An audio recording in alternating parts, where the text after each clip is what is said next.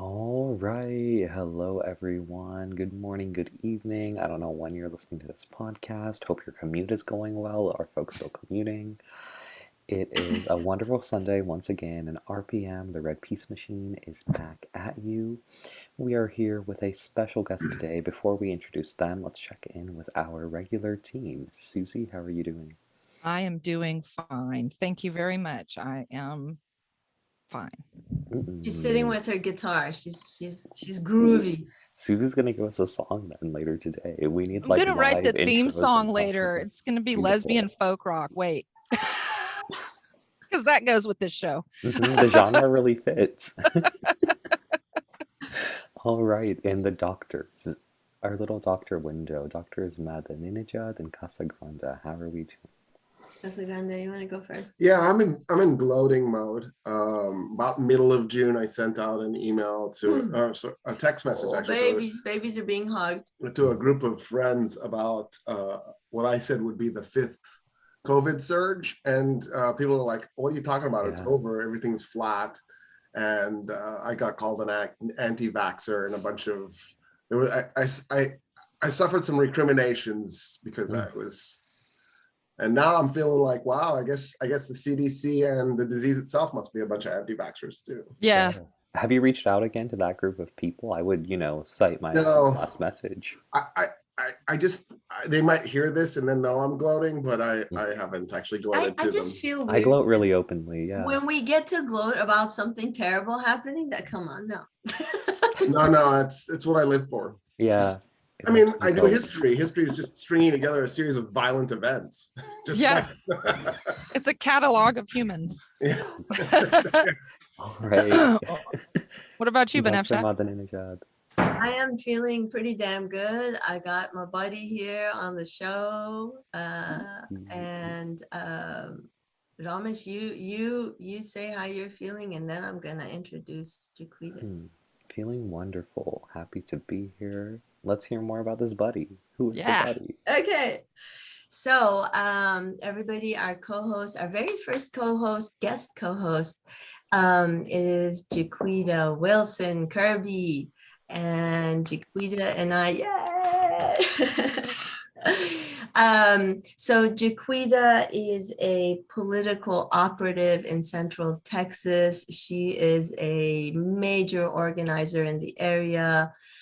She is a political and social influencer on a bunch of different platforms. She is the thorn in the side of the Democratic Party in Texas. Yes, Jaquita, blessings to you. She has personally run for office 3 times, school board in Georgetown, and also city council.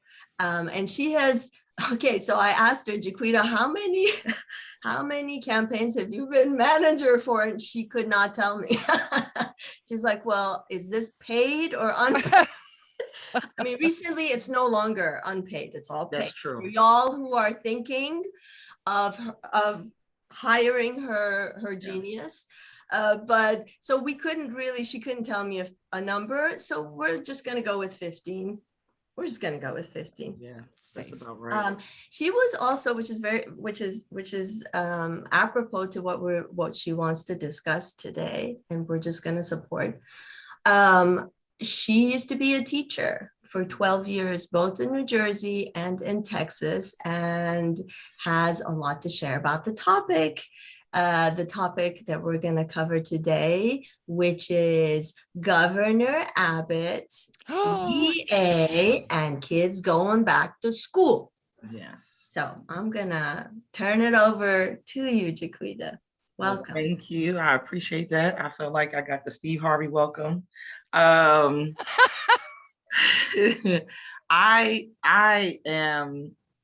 am optimistic that things are going to change due to pressure, but I'm not optimistic that Abbott is going to change. And that's why I really wanted to come on and talk about this, because at this point, I don't know why he's not getting charges for murder. At the very least, negligent homicide for whoever dies, basically, because he is forcing schools to open without any masks, any social distancing, any mitigation efforts whatsoever. And so I'm kind of pissed. And I've been rallying around districts who want to do it anyway. He is going to get sued. I believe Harris County is already suing him. And there's a group in Austin that is coming together. See what Austin IHC is going to do on Monday. If they decide some things on Monday, then they will have an easier go of it. If they don't decide to support these efforts, some safety measures in some way, then they're going to deal with the same things that's happening in Harris County. And there's a coalition of parents that are coming together, prepared to go to the mat, really. And there are a lot of elected officials and unelected officials, people who've ran before, who have large followings that are behind this effort. I really want to talk to the listeners about supporting people who are doing this work in whatever way that they can. But honestly, the fact that he's really just doing this because he's going to lose the bet, though. Like, this is all our lives are being thrown away because he's scared of Beto. And I don't care who feels some kind of way that I said it, but that's really the reason why he's doing all of this. I think he's also worried about the primaries. He's worried that there'll be a neo-Nazi just to the right of him that'll take him out in the primaries. I mean, but he's got some serious moderate competition, sir. Like, West is raising money. He's a household name. It's really going to be hard for him to come out of that primary in a way that he's never had to deal with before. And so, wait, who is West? What's the black man that used to be the RNC chair? What is his name? Oh,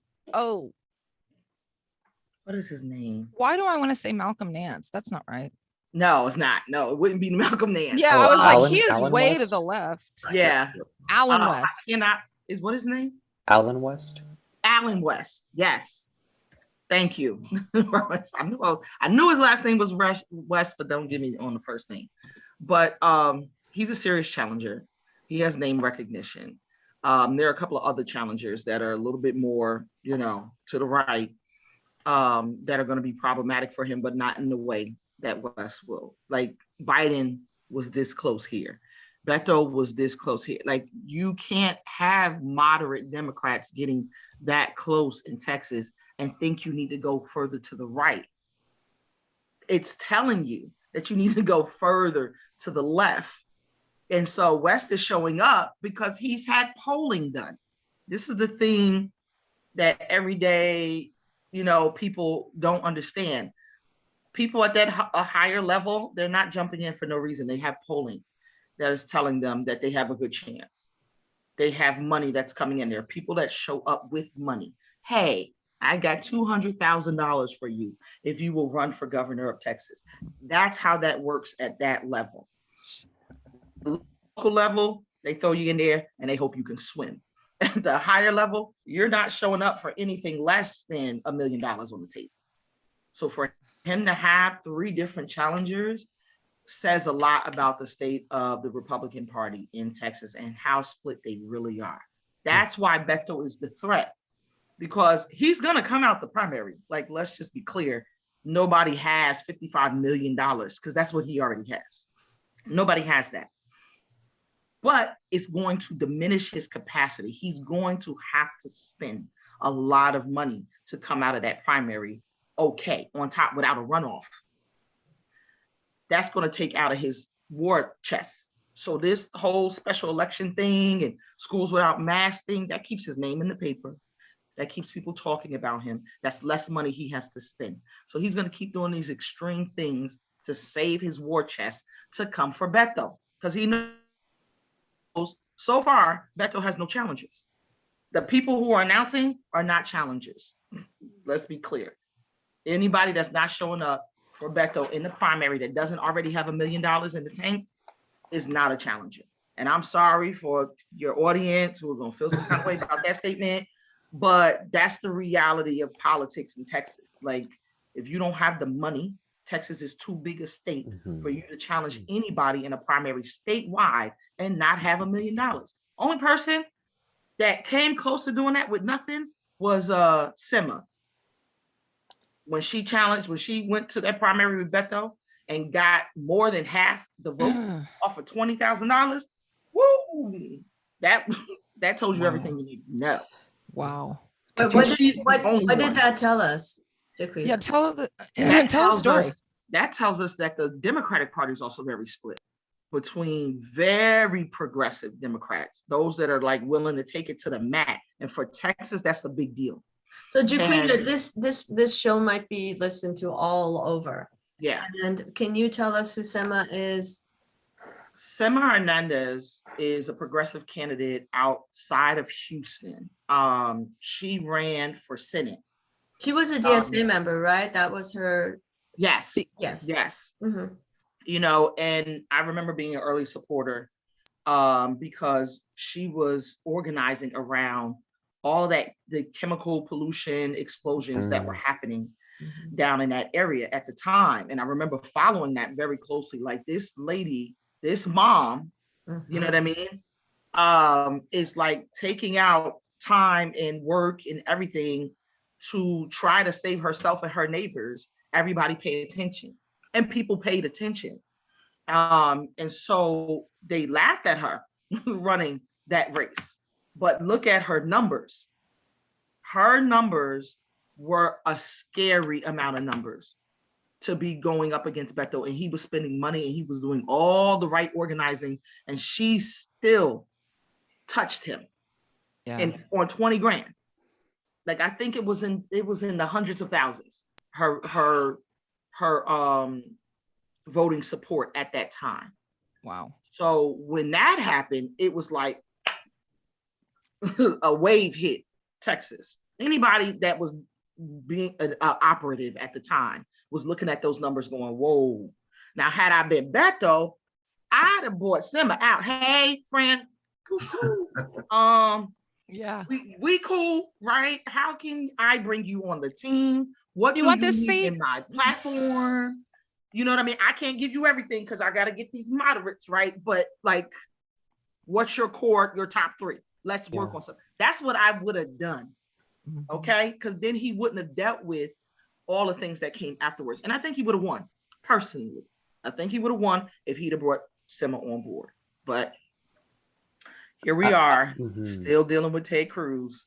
I'm really curious to hear about the way in which you're thinking about Abbott doing all these performative stunts, right? Just to get his name in the paper, just to get some sort of recognition. Why do you think he's doing it? What kind of to raise money, really. Is he up to raise money? Yeah, he's raising tons of money. Every time he goes on one of them shows to complain about the Democrats being in DC, every time he reaffirms his mask mandate, look at his books.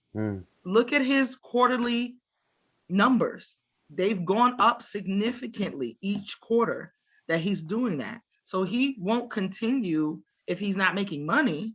But since he is making money, it's like everybody is saying to him, continue. So that's what he's going to do. It's really, I think it's more about the money than even having his name in places and like having to spend less money. Because the fundraising is the hardest thing you're going to do as a candidate. You don't want to call people for money. And most candidates at his level is at least calling the big dudes twice a day. At least. Like, hey, this is Governor Abbott. I'm wondering if you could drop 20 grand, 50, 100 in my campaign. I'm gonna need it by this date. He's having to do that. Did People United make the cap on that irrelevant, or is there still a cap? You mean Citizens United? Citizens United? Yeah, People United. Yeah. Sorry, Alan. Yes, it made it very much easier because, I mean, we have a cap of 5,600, I think it is. For the couple, but most people, they will have their sons, their daughters, everybody that ever lived in their house name on that report when they drop 10 G's, when they drop 20 G's. When I look up in Open Secrets, you go to Open Secrets, you can look up the name of your neighbor and see real quick who they're donating to and how much. And find out their dog has a bank account too. That part. Yeah, but also with super PACs, because that's what Citizens United did, was it made it so that you could give unlimited amount of money to super PACs and no longer call it dark money, because that's the name that they were using before Citizens United. I mean, so even though you still have the personal cap on, for direct campaign donations, you can still give unlimited money to super PACs. That part. And the truth is, Democrats have been like kicking themselves by not creating more of their own progressive PACs and seeking their candidates with progressive PACs. I'm seeing more of it now because of AOC and the Justice League and that team. Like, oh, we're raising this money and we're going to get people elected that think the way we think. But it's not enough. Definitely not in Texas. People are not investing in infrastructure in Texas. And that's what's kicking our butt. We keep thinking if we have a fancy candidate that's so cute and charismatic, that'll do it. No, you need workers behind that person. You need campaign managers. People don't want to hire a campaign manager. And that's under your finance director, the most necessary person that you need on a campaign, if depending on your demographics. If you only need a couple of hundred votes, you might could do that yourself. But if you're talking, I need 20,000 votes, ma'am, sir, you need staff and trained staff. And in Central Texas, it's pulling teeth to get. I wouldn't be on 15 campaigns if there was more staff. It's not a choice. I want to say no, but I'm looking around and I'm like, we don't have any trained personnel infrastructure here. And that's what I would like to do, get the party to think about doing more and more. And when you said I'm throwing them in the ass of the Democratic Party, it's because I'm like, better than the side, yes. I'm like, y'all need to get in the game with your money and your time and train personnel to work these campaigns. Stop finding candidates and getting excited that you found a candidate. Yay, us, we got a candidate on every level. That candidate don't have no help. They don't know what they're doing. They don't know how to file. Like, it was like when Lupe ran for, oh my God, what a fiasco that was. I was at one of her announcement parties, and this woman was introducing her. I want to say she was from West Texas, a representative from West Texas, and I'm very embarrassed that I can't remember her name, but she introduced, this is how she said it. She said, I asked everyone if they would run against Abbott.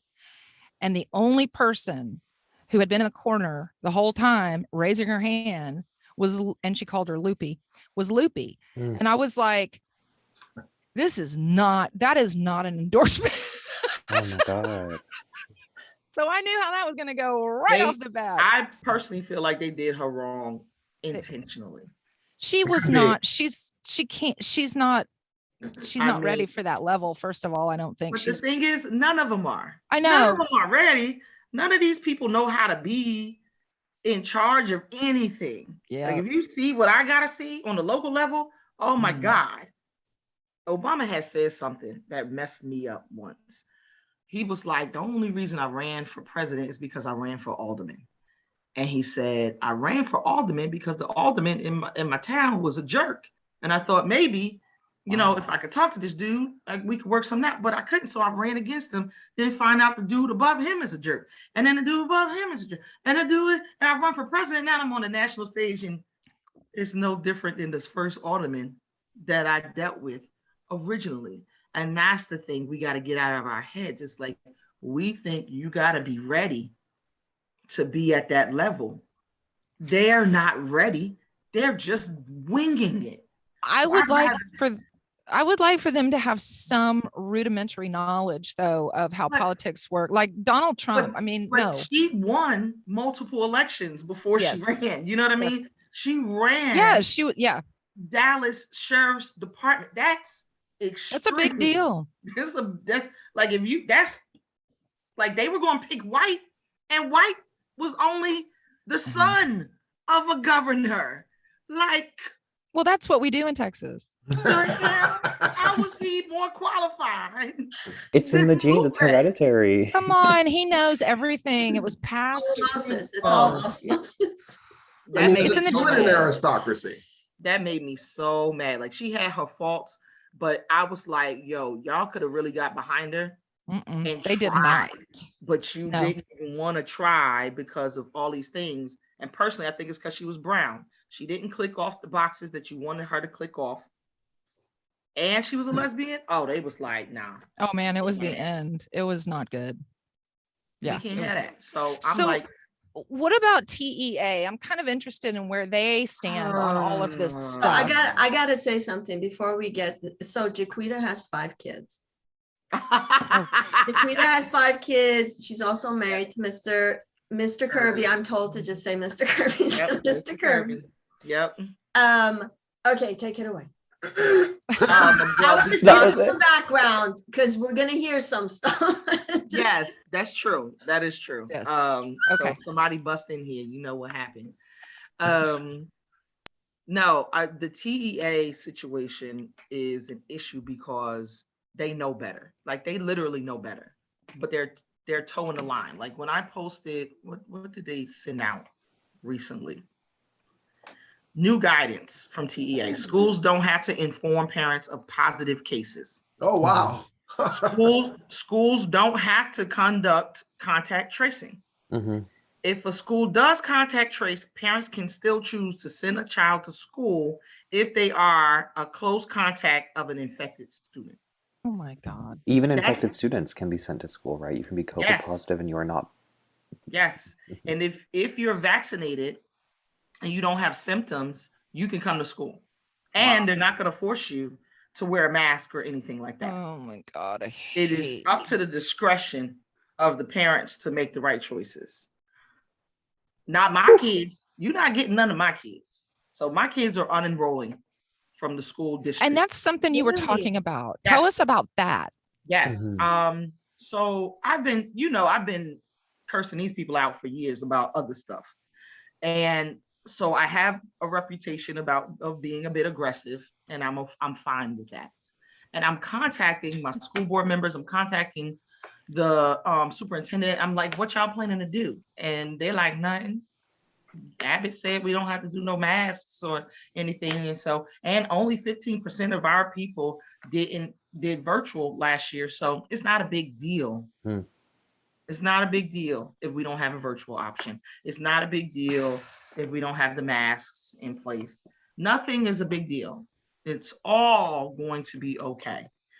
And I was like, so this disease is affecting Black and brown people very differently and more extremely. And you think I'm gonna risk my Black ass kids in your school district and you not gonna do nothing? No, this is what we're not gonna do. And my kids go to a charter school and I'm still cussing them out. And I'm still unenrolling them from the whole system. Now, if we get vaccines for kids, cool. If we don't get vaccines for kids, I'm telling people they need to be intentional, because this is the other thing. Tiffany Harrison, who has allowed me to say her name with this theory, has been theorizing for a minute. This whole thing is to destabilize public schools, is to offer, because the mask mandate only applies to public schools. It does not apply to private schools. So there are tons of private schools that their kids go to, the upper echelon, the people that's making all these choices. There's masks at their schools. I just want to say that charter schools fall under public schools. So they are not private. That is correct. And so they could lose funding if they tried any of that at a charter school. And the private schools are now being offered vouchers. That's the thing. So if you want your kid, and what they're saying is, if you don't want your child to have to be bullied for not wearing a mask, they could go to private school and you maybe could have a voucher. So I feel like that's part of the plan. It's always these extra layers in the plan.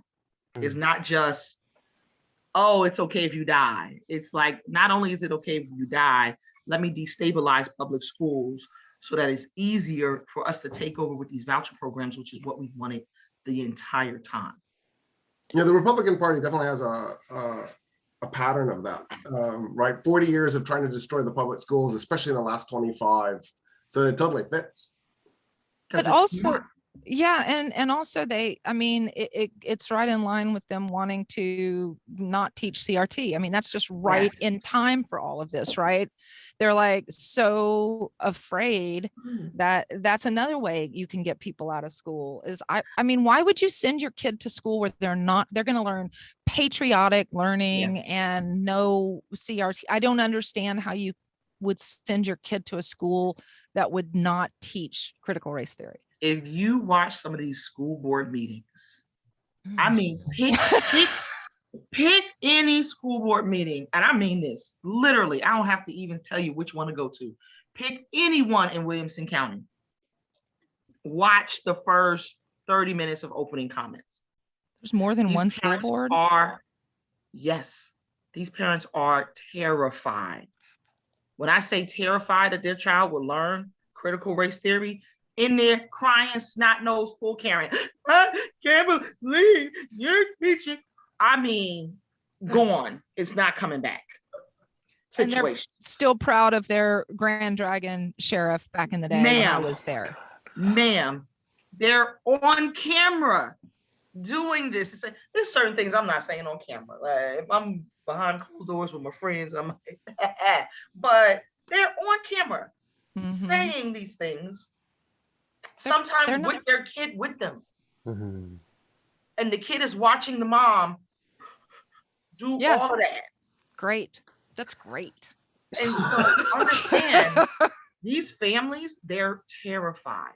Because let me tell you what's really happening. This is where they're dumb. They're worried about schools. TikTok is their real problem. These kids. All the critical race theory, it's already on TikTok. Are learning all of the things. My children, they know I'm an equity facilitator as well, that I get paid to train people how to incorporate equity in their organizations and all that, right? Wow. So my children know I do this thing. So they send me the TikToks they get with critical race theory all through the TikTok in 60 seconds. And they're learning this stuff. And I'm like, and sharing it with their friends. And I'm going, y'all are too late. When Donald Trump was trying to ban TikTok, he knew what it was. He knew what it was. They had got him one time, and that's all it took. He was like, I don't like this. They got to go. The rest of these Republicans are not understanding. Oh, I think they understand. I think they understand. So then why are they not doing more about it? Because you're trying to do all of these things for infrastructure that is obsolete now. Let's just be clear.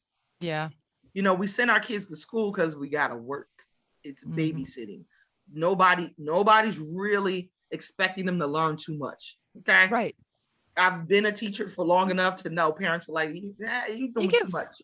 36 kids in a class. How are you gonna, I mean, no, that doesn't work. And in Texas, you can have up to 19 3-year-olds. Oh my God. So tangibly for parents who have kids who are under the age of 12, kids who cannot get vaccinated, parents who are working, parents who cannot care for their kids 8 hours a day or whatever, what do they do? How can they they're screwed. Our kids are going to school. Yeah, that's why I'm asking those parents. The city of Houston has no hospital beds left for kids, right? Kids cannot go to the hospital here. They shipped one to Temple, which is 20 minutes from me. 11-month-old baby on an incubator, ventilator, and Temple. And so I'm like, when I'm saying unenroll, those who can unenroll need to unenroll because it will help the ones who can't, who have no choice. We could go from having 30-something kids in the class to 20, which is still a lot, but it's not. That's a lot. It's too many. 300 kids in the cafeteria to 150. That's a lot less stress on the healthcare system than 300 kids would be. Yeah. You know what I mean? So that's one. Two, if you can't do it and you have friends and family around, create a pod. Get you a homeschooling program with your friends and y'all pick a day, a week. 5 friends, 5 days. That means everybody don't have the kids every day. That makes sense. That's a great idea. If you ship them around, So Monday here's they're the at thing. Lisa's house.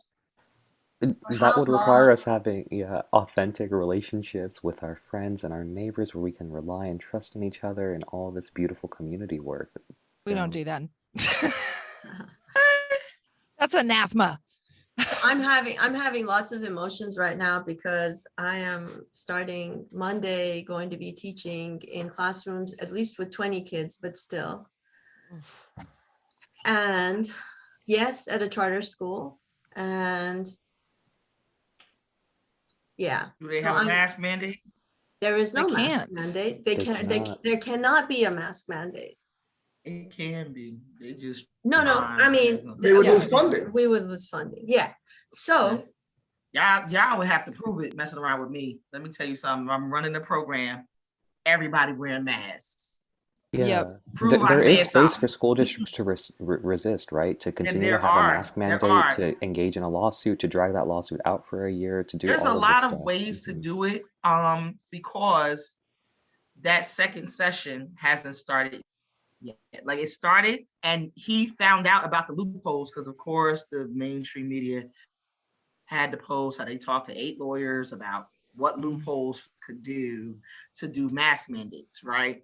Once they posted that, now there are additions to the special session to try to carve out those loopholes.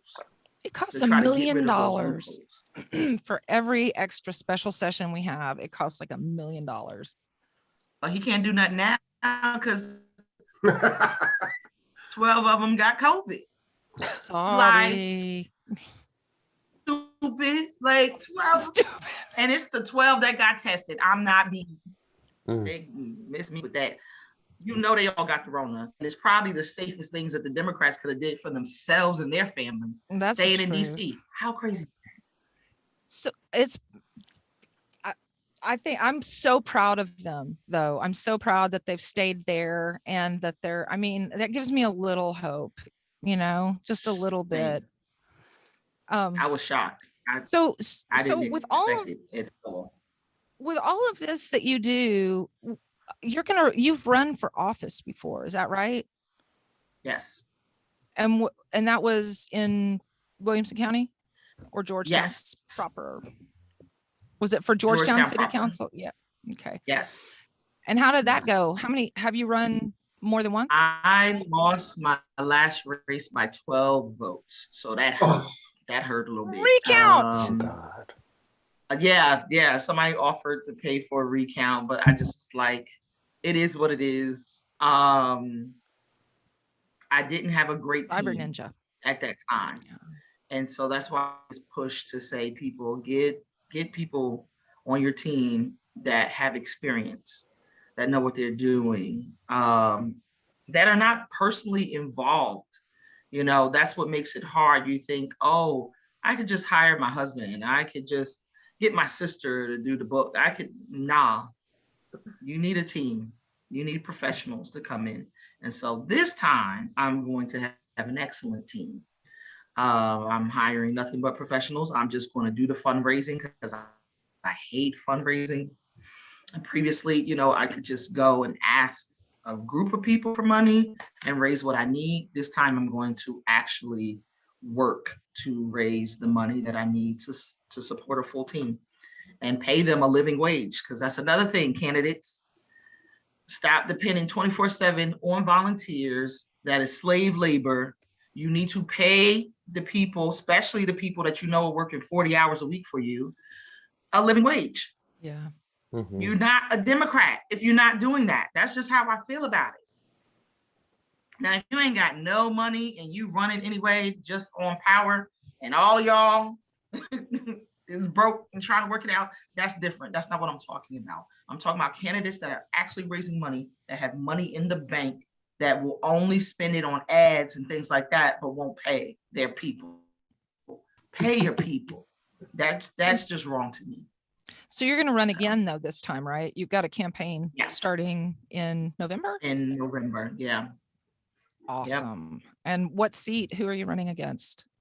Well, the guy that I ran against last time is not going up for re-election. interesting because I've been telling him since he won, I'm coming for you, sir. And so it's a couple of newbies that are thinking about running who've never run before. So I'm really excited about my chances. I'm hoping that I have enough name recognition to pull it off this time. And I'm going to try to not run any other campaigns along with mine. That's another mistake that I made. Every time I ran for office, I was running someone else's campaign as well. And so this will be my first time running for office and just focusing on my seat and seeing where that goes. That's fantastic. That's so exciting. Georgetown. A little bit. Okay, so should we mention not in a pandemic? Should we mention the fact that you will be the first Black person to ever be elected to the City Council of Georgetown if you are elected? I have to do some research on that because I can't believe that's a thing. Like, I know it's Georgetown, like we got a Confederate statue here, but I could have sworn somebody, why wouldn't anybody tell me that? Like, I don't know. And I don't think I'm wrong, but anything's possible. I could be wrong. Who knows? It could happen. Yeah, I know there was somebody on the school board that was elected. A Black woman was elected on the school board in the 90s, but I don't know about city council. Well, that's when Shelley Davis was, that was the 90s when he was on the city council and he didn't get elected. He just took over a guy's spot who died. So this is a big deal. I mean, even if it's not the first, it's a big fucking deal. So I'm really excited for you and for Georgetown, honestly. Honestly, what's a big deal for me? What's a big deal for me is not only that Jaquita is a Black woman, but she is uncompromising. Mm-hmm. That's what, because you can be a person of color, you can be Black and get into the system. They will eat you up. In fact, if you're the right kind of BIPOC person. But the difficulty is if you retain your mouth and the contents of your mouth and show up the way that you want to show up and not compromise, which is what Jaquita is not going to do or hasn't done. Yeah, not at all. They know exactly what's coming. And that's why they work so hard. Like, I have to respect the hustle. I appreciate the fact that I appreciate the fact that they see me as a threat and they fight hard. Like, when I finally win one of these races, I'm going to know they threw everything at me, and I still persevere. And that's a good feeling. They're all going to go on medication when you win. Everybody's going to go on medication. Period. Their energy levels are going to be through the roof. You ought to just hand out Xanax when you come in. They're going to need to have a physician on the floor because I'm coming in waving. I got me a crown. I'm gonna wear one my first day with my African garb and my nails is gonna be done. I'm my God, I love all of this. All of this is I might hire some people to throw rose petals in front of me as I walk down. They're gonna be mad. There's gonna be heart attacks in there. Oh my God. We could play. We can only hope. We can play Feeling Good. Nina Simone. And it'll You're be walking down the road parties too, not just. Somebody with a boombox. Somebody with a Yeah. boombox in the background. Correct. I'm feeling good. Yeah, I know. With the crazy as she enters. That you said God, that'd be so good. I have more Republican supporters than Democrat supporters when I run. Almost, okay, how is that? The first time. The first time I ran, not so much, and maybe not really the second time. Not for school board. They didn't want me nowhere near the school board.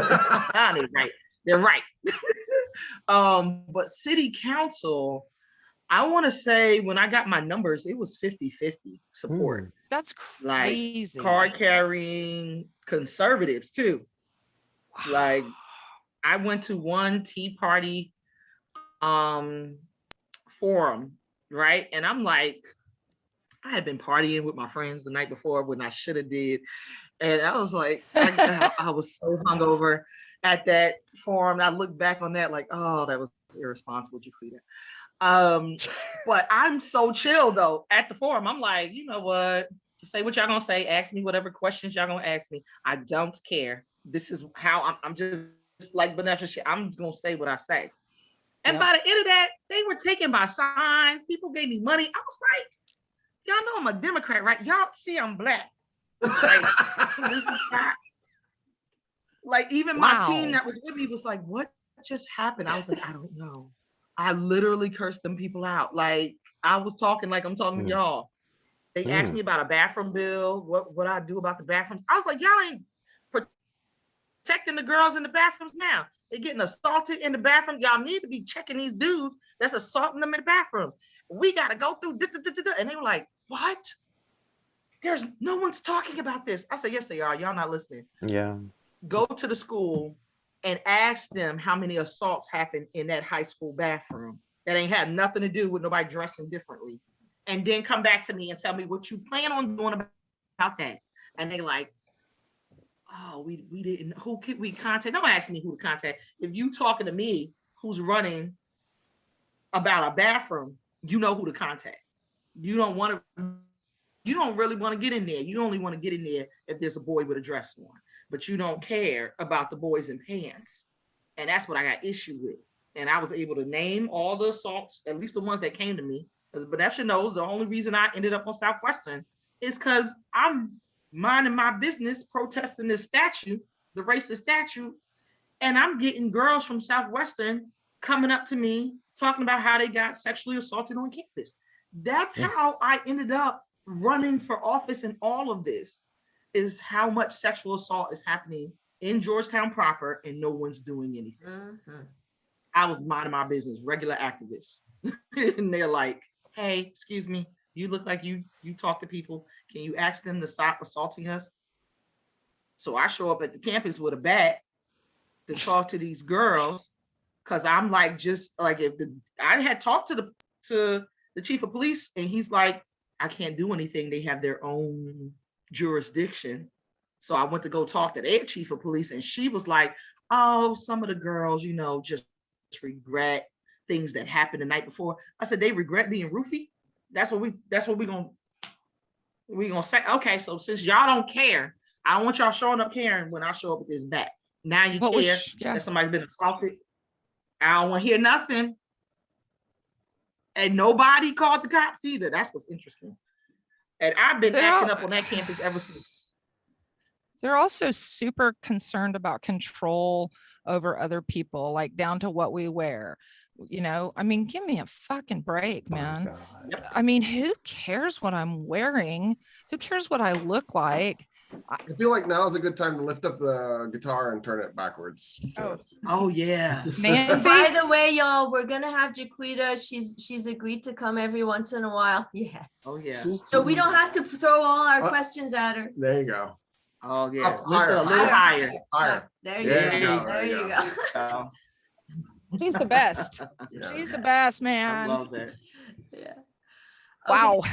So I'm thinking this might be a good place to stop. We've gone a little over also, but we just can't get enough of you and your brilliance and your beauty. I love y'all. Thank you for being here. Yay. I love you. I'm so thankful for you. And yeah, should we go After we get out of this with pandemic, one? I'm coming to give hugs. Yay. You know where I live. I know where you live. Yes. Let's do this. Yep. As we go back into Lockdown. quarantine, I don't know. Anyway, let's go around and say one word about how we feel and wrap this thing up until next week. Ramesh, you wanna start? Maybe no. If anyone else has their word, hop in. I'm searching for mine. Coffee. Coffee.